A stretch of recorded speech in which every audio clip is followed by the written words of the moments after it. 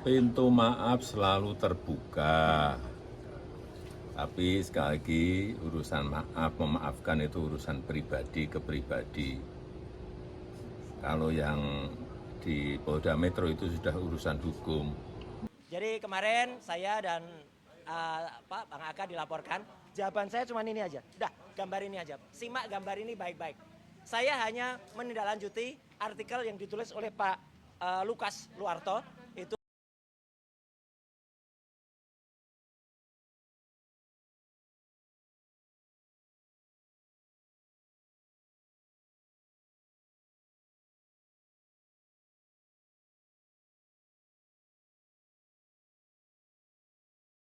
Pintu maaf selalu terbuka.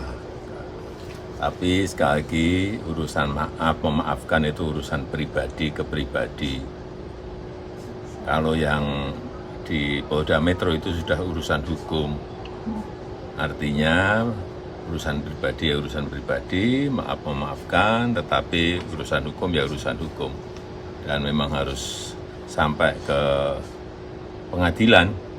Karena kalau enggak, saya enggak punya forum untuk menyampaikan bukti mengenai kasus ijazah ini.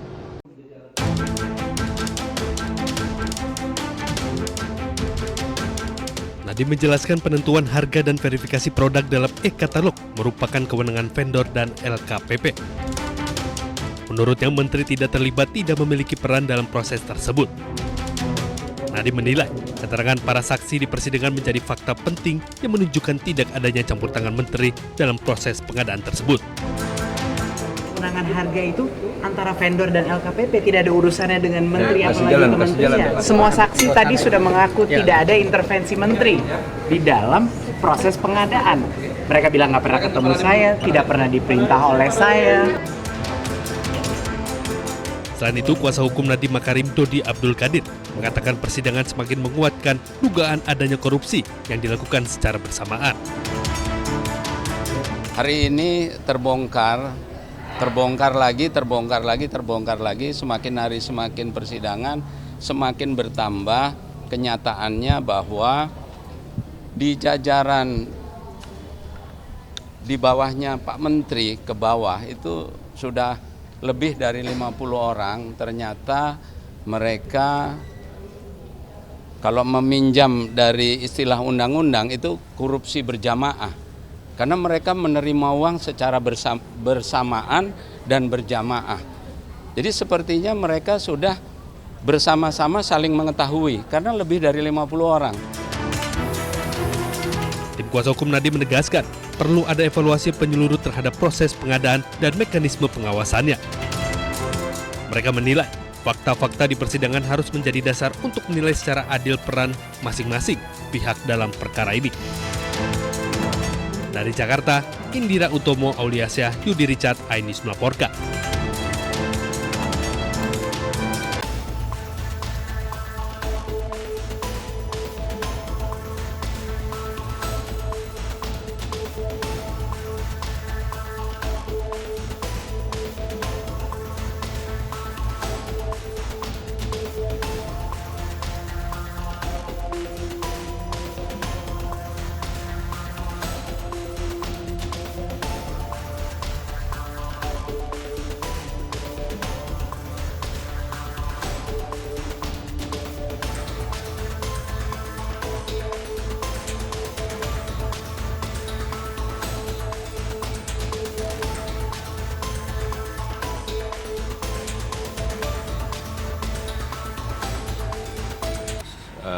Terbitan dari notis ini kan, maka ini kan dari notis akan terbit ke seluruh negara-negara yang masuk dalam keanggotaan Interpol. Tentunya dalam ini kita tidak tahu pasti di keberadaan bersangkutan berada di mana. Yang jelas kita tinggal menunggu itikat baik dari negara-negara yang diduga keberadaan MRC di negara tersebut. Tentunya nantinya kita akan mempersiapkan juga, akan ada dokumenkan dengan terbitnya red notice ini ada dua hal. Baik itu nanti dengan sistem deportasi karena kita sendiri sudah mencabut kan. Yang kedua bisa juga nantinya dengan sistem kita siapkan ekstradisi.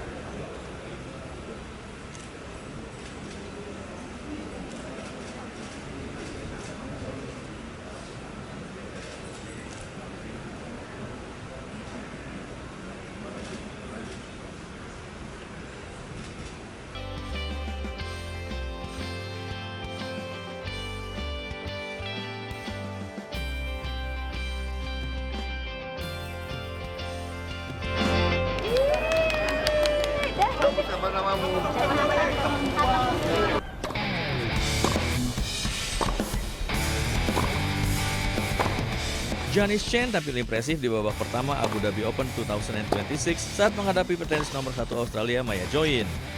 Kalah peringkat WTA, Giannis yang menempati peringkat 47 mengalahkan Maya yang menduduki peringkat 31 dengan skor 7-6, 3-6 dan 6-3. Superb. Great hitting off the Di set ground. pertama, sempat unggul 3-2, Giannis lalu tertinggal 4-5 oleh Maya. Oh, she opened up the line beautifully, didn't she, Maya Join? Giannis lalu berhasil bangkit dan menang dengan skor 7-6. It's long, and so Giannis Chen takes it. Incredible start. Di set kedua, Giannis harus mengakui dominasi Maya dan takluk dengan skor 3-6. Oh, that's incredible. The volley from Maya Join was... Lalu di set ketiga, Giannis tampil all out dan menguasai laga. That is so good. Giannis bermain stabil, memimpin 2-1 dan 5-3 sebelum menutup permainan dengan skor 6-3. Giannis Chen pun berhasil lolos ke babak kedua Abu Dhabi Open 2026 dan akan menghadapi petenis ranking 12 dunia asal Rusia, Lyudmila Samsonova. 6-3 in the third set. Served beautifully, didn't she, in that third and final set? Tight in the middle of the park without Koloko. You mentioned a couple of other players. Insiden menimpa penjaga gawang timnas Indonesia Emil Audero saat membela klubnya Cremonese yang menjamu Inter Milan pada pekan ke-23 Serie A Italia. Audero terkena petasan yang dilempar oknum pendukung Inter Milan. Ledakan keras sempat membuat stadion terdiam beberapa saat dan memaksa wasit menghentikan laga sejenak. Insiden ini memicu reaksi cepat dari kubu Inter. Para pemain bersama sang manajer Christian Chivu menghampiri sisi lapangan dan memperingatkan para pendukung agar tidak mengulangi aksi berbahaya yang bisa mengancam keselamatan pemain. Terkait insiden ini, kapten sekaligus penyerang Nerazzurri Lautaro Martinez meminta maaf dan mengecam aksi itu. Sì, sicuramente che queste cose non devono accadere perché c'è il rischio dell'uomo, della persona. Siamo calciatori, siamo persone anche noi e diamo uno spettacolo che si vede in tutto il mondo, quindi dobbiamo stare attenti a queste cose e poi chiedere scusa a Audero, che è un ex nostro compagno, campione pure lui, insieme a noi della seconda sera. Chiedere scusa anche a tutti i tifosi della Cremonese perché queste cose non devono accadere. Beruntung kondisi Emil baik-baik saja meski mengalami luka kecil serta bekas terbakar di kakinya. Sedangkan menurut media Italia, pelaku sudah teridentifikasi. Pelaku pelemparan kehilangan jari tangannya akibat petasan lain yang meledak di tangannya. Sang pelaku dirawat di rumah sakit dan segera ditangkap.